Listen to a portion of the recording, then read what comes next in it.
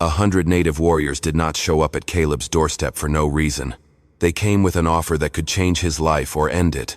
But to understand why, you need to go back a day, to where it all started. Caleb Monroe, a skinny white kid barely 19, was sleeping under a tarp in an alley behind a diner in Flagstaff, Arizona. The morning sun burned through the thin plastic, waking him to the smell of grease and coffee drifting from the diner's back door. He had been homeless for 6 months, ever since his mom's boyfriend kicked him out of their trailer in Phoenix. Caleb was not one for wallowing, but the weight of it all, scrounging for food, dodging cops, shivering through cold nights, had worn him down. His jacket, patched with duct tape, hung loose on his frame as he grabbed his backpack, a frayed thing holding everything he owned, and shuffled toward the diner's dumpster, hoping for a half-eaten sandwich or some stale bread before the morning rush. The alley was still, save for the clatter of dishes from inside the diner. Caleb's eyes caught on an older man sitting on a crate near the dumpster, his gray hair tied back in a loose braid, his face carved with lines like old leather. The man wore a faded denim jacket, its sleeves adorned with tribal patches that glinted faintly in the light. His hands rested on a walking stick, its wood etched with patterns Caleb could not quite make out. He figured the man was native, probably Navajo or Hopi, common in these parts of Flagstaff. The man's gaze met Caleb's, sharp and unflinching. Like he had been expecting him, Caleb gave a quick nod, keeping his distance.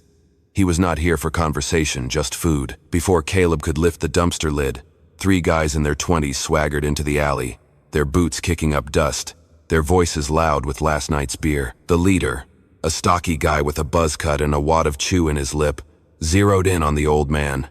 He spat on the ground, his sneer curling as he called the man a drunk, telling him to get off their street. The old man did not move, his eyes fixed on the dirt, fingers tightening around his stick. Caleb froze, his hand hovering over a discarded burger.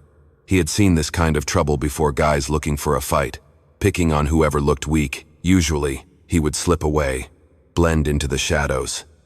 But the old man's stillness, the way he sat like he had faced worse, made Caleb's feet stay planted. Buzzcut stepped closer, knocking the old man's stick to the ground with a quick swipe of his boot. His buddies laughed, their voices sharp and mocking, egging him on. The old man stayed silent, reaching for his stick with slow, deliberate movements. Buzzcut kicked it further, spitting out names Caleb would not repeat, each word uglier than the last. The air turned heavy, like a storm about to break. Caleb's heart pounded, his palms sweaty. He could walk away. Nobody would care. But then the old man looked up, not at Buzzcut, but straight at Caleb. Those eyes were not scared, they were tired, carrying the weight of too many fights like this. Caleb dropped the burger, his feet moving before his brain caught up. He did not plan it. His voice just came out, cracked but loud, telling Buzzcut to back off. The 3 guys turned, caught off guard, like they had not even noticed Caleb until now. Buzzcut laughed, a mean, barking sound, asking who this street rat thought he was. Caleb's hands shook, but he held his ground, saying the old man was not hurting anyone. One of Buzzcut's buddies grabbed Caleb's jacket, shoving him hard against the dumpster. The metal was cold, biting through his thin shirt. Buzzcut got in his face, his breath sour with tobacco, saying Caleb would regret playing hero. Caleb did not swing, he knew better, but he kept talking, his voice steadier now, repeating that they should leave the old man alone. As Buzzcut raised a fist, the old man stood, his movements slow but sure, and pointed his stick at the ground between them. His voice, low and steady, rolled out in words Caleb did not understand but felt deep in his chest, like a drumbeat. The 3 guys froze, their smirks fading. Buzzcut muttered something about it not being worth it, but his eyes darted to the stick, now tracing faint patterns in the dirt. The air seemed to hum, like the alley itself was alive. Caleb's pulse raced, his gaze locked on the old man, who gave a slight nod, as if telling him to hold steady. The 3 backed off, their bravado crumbling under that quiet power, their steps hesitant as they retreated. Caleb's legs trembled, but he stood taller, sensing something bigger than himself stirring. The diner's back door slammed open.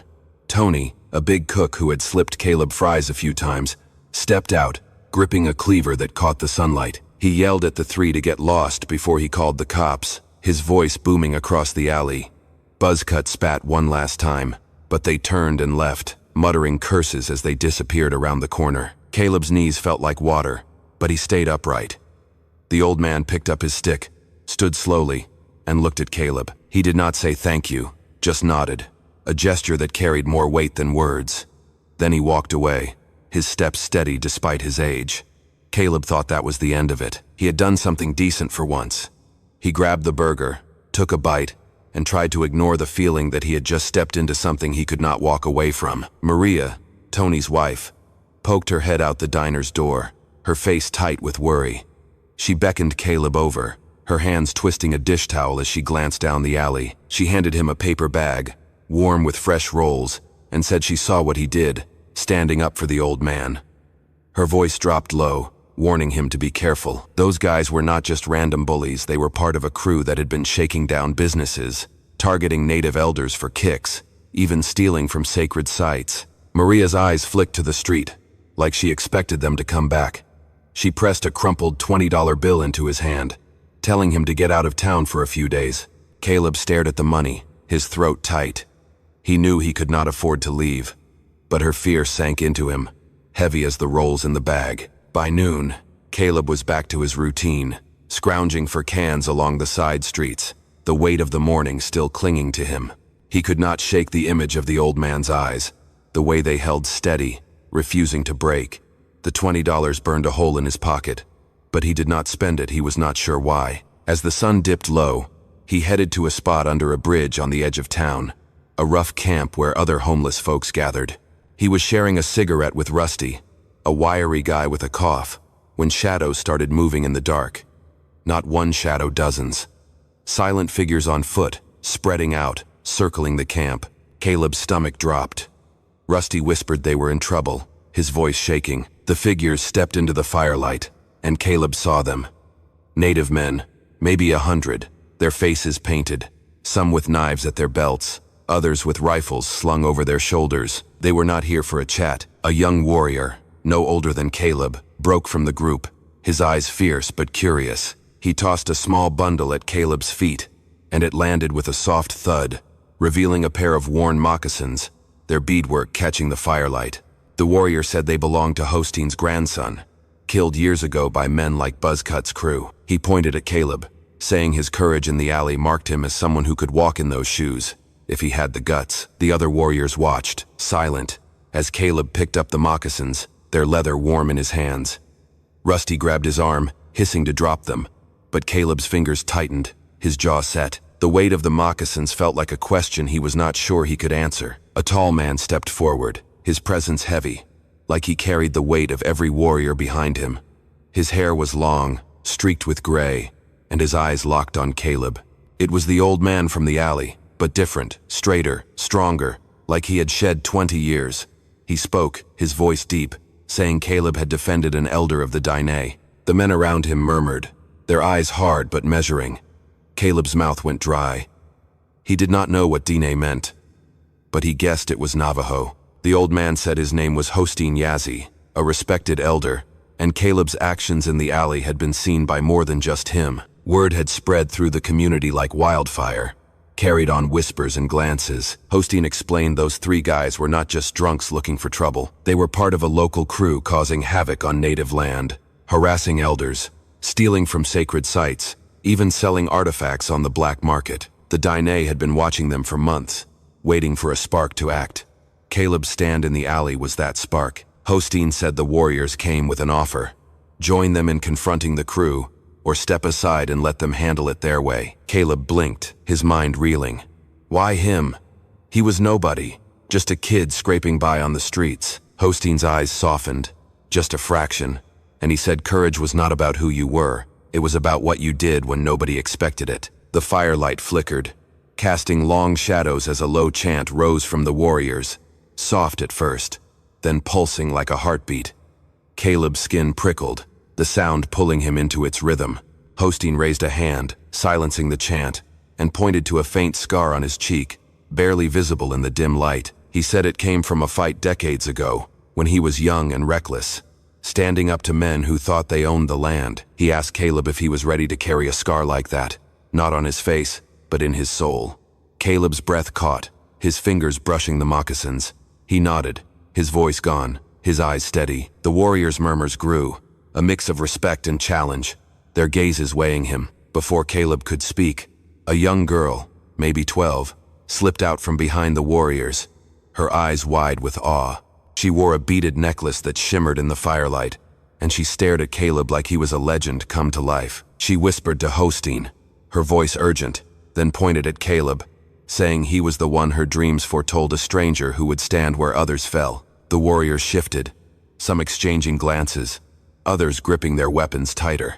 Hosteen's face stayed unreadable, but he placed a hand on the girl's shoulder, quieting her. Caleb felt the weight of her words, his heart racing as he realized that Danae saw him as more than a kid who got lucky. He clutched the knife, wondering what he had stumbled into. Caleb's head spun. He was not a fighter. He had never held a gun, barely thrown a punch. But the way Hosteen looked at him, the way the warriors stood silent, waiting, made him feel like he was part of something bigger. Rusty hissed at him to say no, to run, his voice sharp with panic. But Caleb thought of the old man's stick hitting the ground, the way Buzzcut laughed, the girl's words about dreams. He nodded, barely believing himself. Hosteen gestured, and 2 warriors stepped forward, handing Caleb a knife. It was heavier than he expected, the handle wrapped in leather, warm from their hands. They told him to follow, and he did, leaving Rusty staring after him, his cigarette burning out in the dirt. As they moved through the night, the group passed a small shrine by the roadside, a cluster of stones and feathers tucked under a juniper tree. Hosteen paused, kneeling to touch the stones, his fingers tracing their edges with reverence. He whispered to Caleb that this was a place of memory, built for those lost to violence, like his grandson. The warriors bowed their heads, their silence louder than words. Caleb's throat tightened, the moccasins in his backpack feeling heavier. He realized this was not just about the crew, it was about years of pain, of losses that cut deeper than any knife. Hosteen stood, his eyes meeting Caleb's, and said they trusted him to carry that weight tonight. Caleb nodded, his hands steady despite the fear clawing at his chest. They moved on, silent except for the crunch of dirt under boots. Caleb's heart hammered, but he kept pace. Hosteen explained the plan. The crew hung out at an abandoned warehouse on the edge of town, dealing drugs, trashing native graves nearby. The warriors wanted them gone, but not dead, not yet. They needed proof, something to take to the tribal council and the cops, to make it stick. Caleb's job was simple. Slip inside, find evidence, get out. He was not Dine, so nobody would suspect him. Caleb swallowed hard, the knife heavy in his belt, wondering how he had gone from dumpster diving to playing spy for 100 warriors. A sudden gust carried the faint sound of drums from the distance, rhythmic and urgent. Hosteen froze, his face tightening, and whispered that the drums were a warning someone had tipped off the crew. Caleb's stomach twisted as the plan started to unravel. A warrior with red streaks painted on his face grabbed Caleb's arm, his voice low, saying they had to move now, before the crew burned the evidence. Hosteen's eyes searched Caleb's for doubt, but Caleb nodded, his grip on the knife tightening. The warriors fanned out, their movements faster now, blending into the night. Caleb felt the drums in his chest, a pulse urging him forward, his fear drowned out by a strange, fierce purpose. The warehouse loomed ahead, its windows dark, music thumping from inside like a heartbeat. The warriors spread out, melting into the shadows. Hosteen stayed close, his voice a whisper, telling Caleb to act like he belonged. Caleb tucked the knife in his belt, pulled his hood up, and walked toward the warehouse, his legs moving despite the terror screaming in his head. Inside, the air was thick with smoke and sweat. Buzzcut and his crew were there, maybe 10 guys, laughing, passing bottles, their voices loud and careless. Caleb kept his head down, pretending to look for a friend, his eyes scanning for the evidence. He spotted a table in the corner, littered with baggies of pills and a notebook with names and numbers scrawled across it. That was it, the proof they needed. As Caleb edged toward the table, a shout rang out from the back of the warehouse. A wiry guy, twitchy and wild-eyed, was dragging a small wooden box from a corner, its surface carved with symbols like those on Hosteen's stick. He laughed, kicking it open, revealing beads and feathers inside sacred items, stolen from graves. Caleb's blood ran cold, the crew's casual cruelty hitting him like a slap. He froze, his hand hovering over the notebook. Buzzcut noticed, his eyes narrowing, and called out, asking what Caleb was doing. The room went quiet, every head turning toward him. Caleb's throat closed up, but he grabbed the notebook, his fingers brushing the sacred box as he turned to run, the beads inside rattling like a warning. A window shattered outside, the sound sharp and sudden, and the crew jumped up, cursing. Caleb stuffed the notebook in his jacket and bolted for the door, his heart pounding so hard he thought it would burst. Buzzcut shouted, his boots pounding behind Caleb, closing the distance. The sacred box tipped over as Caleb ran, beads scattering across the floor like stars. He made it outside, his lungs burning, the warrior's shadows moving with him in the dark. He reached the tree line, where Hosteen and the others waited, their weapons glinting in the moonlight. Buzzcut stopped short, seeing the warriors emerge, his face paling. Caleb handed Hosteen the notebook, gasping for air. The old man flipped through it, then paused, his eyes on Caleb's jacket, where a single bead from the sacred box had caught in the zipper. Hosteen's face darkened as he plucked the bead free, holding it up to the moonlight. The warriors went silent, their eyes shifting from the bead to Caleb. A tall warrior, his face lined with scars, stepped forward, his voice low and accusing, saying the box was a family heirloom, defiled by Caleb's touch. Caleb stammered, trying to explain he had not meant to touch it, his hands shaking as he spoke. The warrior's hand went to his knife, his eyes hard. Hosteen raised a hand, silencing the group, and asked Caleb why he risked everything for people who were not his own. Caleb's voice broke as he said he saw the old man's dignity in the alley, and he could not let it be crushed. Hosteen's eyes softened, and he tucked the bead into his pocket, saying the spirits would judge Caleb's heart, not his hands. Back at the camp, the warriors gathered around a fire, the air thick with tension. Hosteen read the notebook's contents aloud: names, dates, deals tied to stolen artifacts from native graves. The warriors' anger was quiet, heavy, their faces set like stone. Caleb sat on the edge, feeling out of place but seen, really seen. For the first time in years, Hosteen sat beside him, saying the council would use the notebook to press charges, maybe clean up the town. But there was more. The warriors had another offer. Caleb could stay with them, learn their ways, become part of their fight. Not as a warrior, not yet, but as someone who had earned a place. An older warrior, his face scarred and weathered, stood and tossed a small pouch at Caleb's feet. It landed with a soft clink, and he said it held earth from their sacred land, a gift for those who carried their trust. The other warriors watched, some nodding, others still wary, their eyes searching Caleb for weakness.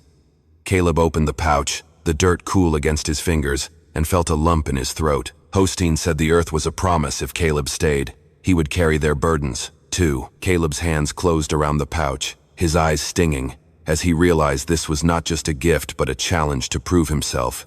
Day after day, as the fire died down, a woman's voice broke the silence, sharp and clear. She stepped into the circle, her hair braided with beads, her eyes fierce. She was Hosteen's daughter, Lena, and she held a small bundle of sage, its smoke curling upward as she lit it. She said Caleb's actions in the alley had reached her through the stories of her people. But trust was not given lightly. She walked to Caleb, holding the sage close, its scent sharp in his nose, and asked if he understood the cost of standing with them. Caleb's voice caught, but he nodded, meeting her gaze. She handed him the sage, saying it was for cleansing, for carrying their fight with a clear heart. The warriors watched, their silence a test, and Caleb held the sage steady, the smoke stinging his eyes. Caleb did not know what to say. He had never had a home, not really. The idea of belonging, of mattering, hit him like a wave, but he thought of the streets, the only life he knew, and the knife still in his belt. Could he do this? Live like this? Hosteen did not push, just waited, his eyes steady. Caleb looked at the fire, the warriors' faces, the sage in his hands, and felt something shift inside him. He nodded, slow at first, then sure. Hosteen smiled, a rare thing, and said they would start tomorrow. The warriors dispersed, leaving Caleb by the fire, the notebook, the pouch, and the sage warm in his hands. At dawn, a low hum rose from the camp as a group of elders approached, their steps slow but purposeful.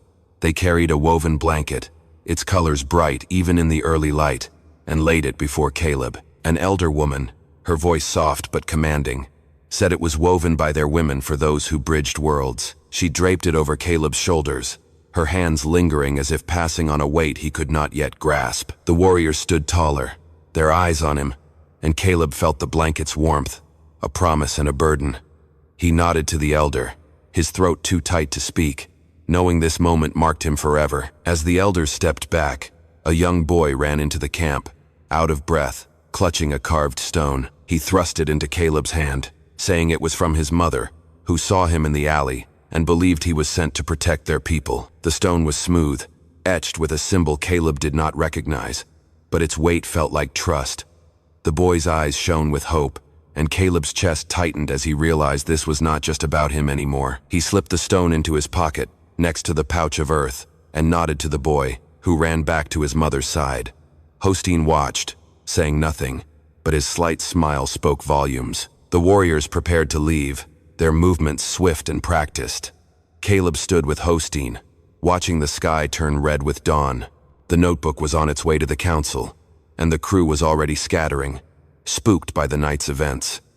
Caleb's tarp was still under the bridge, but it felt like it belonged to someone else now. He had chosen something different, something he could not name yet.